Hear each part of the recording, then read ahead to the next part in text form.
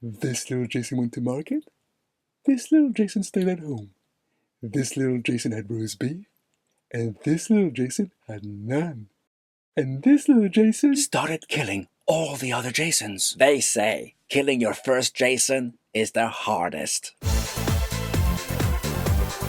So the end of the last episode really confused us. It made no sense for Jason 2 to be shopping for a weapon just then. And did you notice that the second Jason that came into the gun store had a bandage on his left hand? I did. And I went back to see the scene where Jason 1 was looking through the window at his family and Jason 2 was there.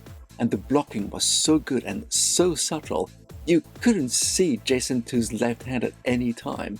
So that kept me guessing. And then someone came and ruined it all by spoiling what was going on in a comment. How? Kingdom Citizenship 5613. Yeah, I thought he was joking at first, but then I got to thinking and it's pretty much ruined my week. That's not on. I'll deal with him. Whoa. There's no need for that. The Jason's out of the bag now. Violence won't solve anything. Well, it's working for Jason 2. Is it? Is it really? Looks like he's finally got himself in a mess that he won't be able to get out of. So now we've got multiple Jasons. So many multiple Jasons. We do, but they're not what we were expecting.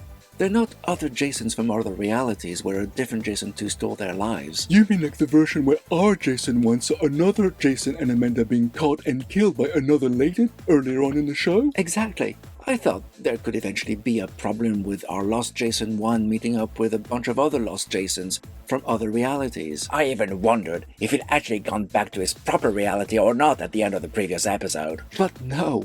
All the Jasons that are popping into this reality are actual Jason 1s, each duplicated each time Jason 1 opened the box's door into another world. What a mess. But doesn't that mean there should also be a multitude of Jason 2s as well? There shouldn't there? After all, he's been traveling for far longer.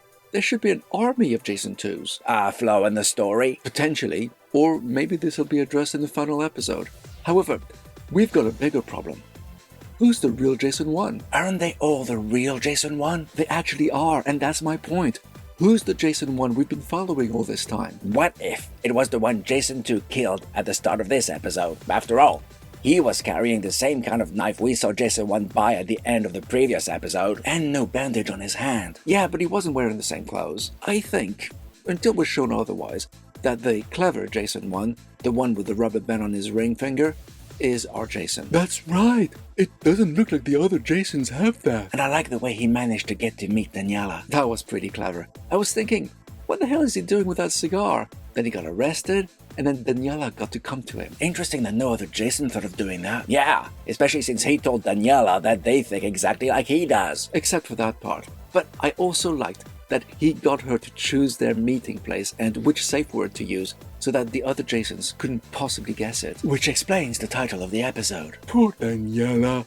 She must be asking herself so many questions. Especially after the mess Jason 2 made with Mechanic Ryan. Yeah, I thought him moving into another reality was kinda consensual. After all, the part of the conversation we were privy to implied regret on Mechanic Ryan's part and a wish to see what would have happened to his life had he not driven drunk all those years ago. But no, he had no idea what's going on, making this the worst kind of plan Jason 2 could have thought of. It's all unraveling for him. But what's going to happen with all the other Jason 1s? Like, why should Daniela trust the Jason 1 she bailed out of prison? How can she know that this is her Jason 1 and the Jason 1 who told her to get into the car isn't? Or the Jason 1 who drove into that Jason 1's car. There are so many Jason 1s, it's going to be hard to know what's what. Like when Jason went into the village tap and ordered a drink, and there was another Jason there already sitting at a table. Impressive the bartender didn't really say anything. What goes on in the village tap stays in the village tap. Although I feel this scene pretty much confirms that the Amandas were, whether consciously or not, holding the Jasons back.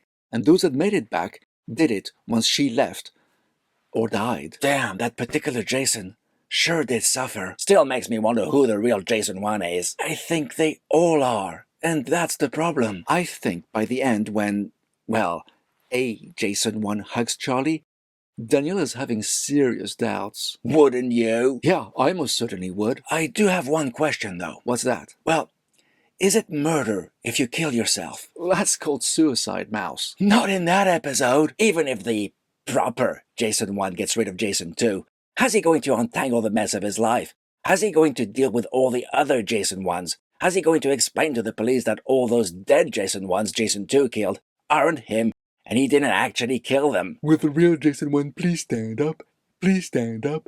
Please stand up. Thing is, Gigi, they're all the real Jason 1. Yeah, all of a sudden it got super messy, and I don't see any clean way to sort this out. But it was very well written, very well directed, very well acted. The scenes between the various Jasons were flawless, as were the Jason fight scenes.